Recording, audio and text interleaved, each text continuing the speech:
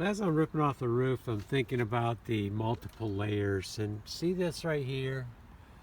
So one would think if you put on another layer of asphalt shingles that's good, because now you got a second layer it's got to get through. Even if the first layer is not totally ruined, it still should help. But I think this is the problem.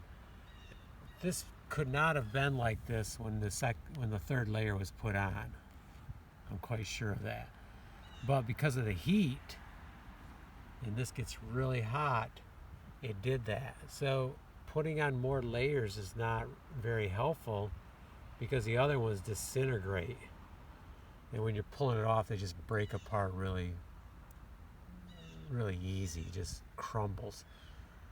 And the other thing I'm seeing is the third layer comes off the easiest because the nails are not in. All they're in is asphalt. And then as you go down, they come off a little, the nails come out harder because they're in deeper. So that's the issue with multiple layers. I wouldn't do it. Just my take on it.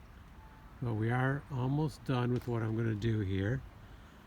The other thing I should note is this used to be a slate roof, and these are the slate nails right here.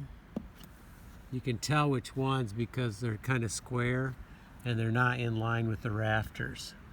So I'm trying to pull them out because they're not very long anyways, and they're not going to stay in, especially with the aluminum on here. I'm afraid I don't want them touching the aluminum. So I'm pulling them out. They come out pretty easy.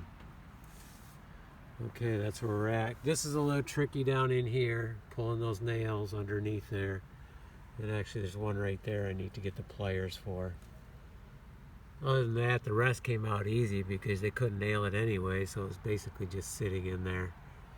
And you can see there was some water getting on the roof here and up here too. So it's good we're doing this. At some point we need to do all that, but not this fall. We got lots of other projects. Okay, may have to replace this board here too.